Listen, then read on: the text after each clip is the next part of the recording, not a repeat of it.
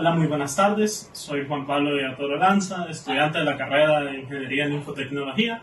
El día de hoy les vengo a hablar de un tema que ha causado bastante polémica, debate y discusión durante los últimos años. Este tema se trata acerca de cómo existe la relación entre lo que serían los videojuegos y la violencia.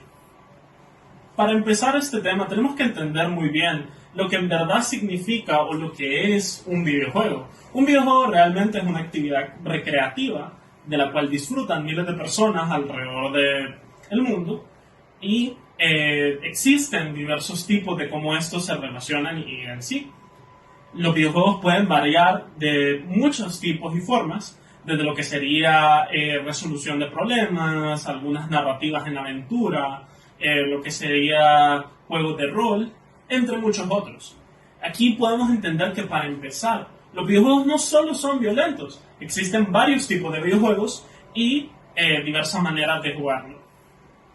Adicional a esto, tenemos que entender que para que exista una relación entre lo que sería la violencia y los videojuegos o sus jugadores, realmente debería de existir algún hecho científico, el cual ya es probado que no existe ni un solo hecho científico hasta el momento que pruebe una relación entre la violencia y los videojuegos o sus jugadores. Adicional a esto, la Asociación de Psicólogos de Estados Unidos ya concluyó en una investigación que no se encuentra ninguna relación realmente entre los videojuegos y la violencia.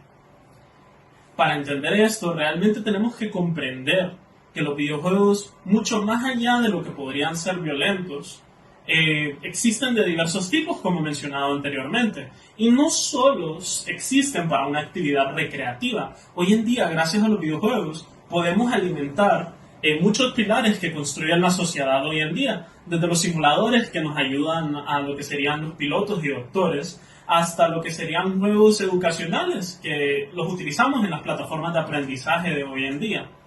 Tenemos que comprender que realmente los videojuegos hoy en día abarcan una gran parte de nuestra sociedad y que no solo se enfocan en la violencia. Más allá de esto, también tenemos que los juegos que son catalogados como violentos realmente tienen sus medidas de protección, más allá de cómo sería el señalamiento de lo que serían las edades, las restricciones y las propias censuras en ellos. O sea que los videojuegos realmente tratan de evitar promover la violencia. Y esto lo podemos notar que incluso no la recompensa. ¿En qué aspecto? Podemos notar, de hecho, cómo en algunos videojuegos, como lo sería el Mortal Kombat o el Doom, que son juegos conocidos realmente por la violencia, no recompensan realmente al jugador violento, sino que recompensan a aquel jugador que es capaz de entender cómo funciona el juego y utilizarlo de la manera más eficaz y eficiente para lograr todos aquellos objetivos, de una manera rápida, de la manera que necesite que el juego se complete o de alguna manera que le facilite al jugador llegar al objetivo.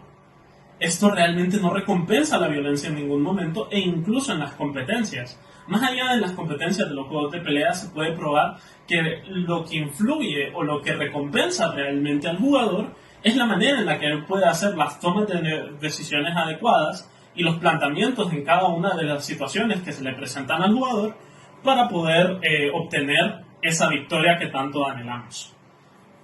Mucho más allá de esto, y para poder ir concluyendo, tenemos que entender que realmente para que exista una relación entre lo que serían los videojuegos y la violencia, o si queremos designar que la violencia se genera a partir de los videojuegos, tenemos que empezar a comprender que la violencia realmente es un concepto multifacético con muchos otros factores que pueden llegar a afectar a la misma.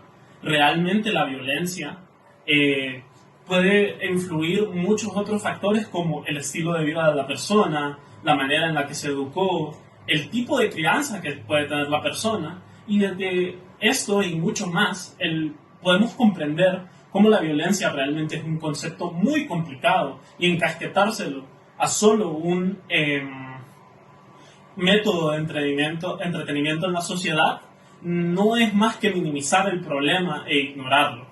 Así que la próxima vez que vayamos a analizar el tema de cómo la violencia y los videojuegos se relacionan. Tenemos que recordar que los videojuegos, mucho más allá de la actividad de entretenimiento que son, también ayudan a construir lo que serían los pilares de la sociedad, que los videojuegos son una manera de enriquecimiento cultural y una manera de expresión artística, no un generador de violencia. Muchas gracias.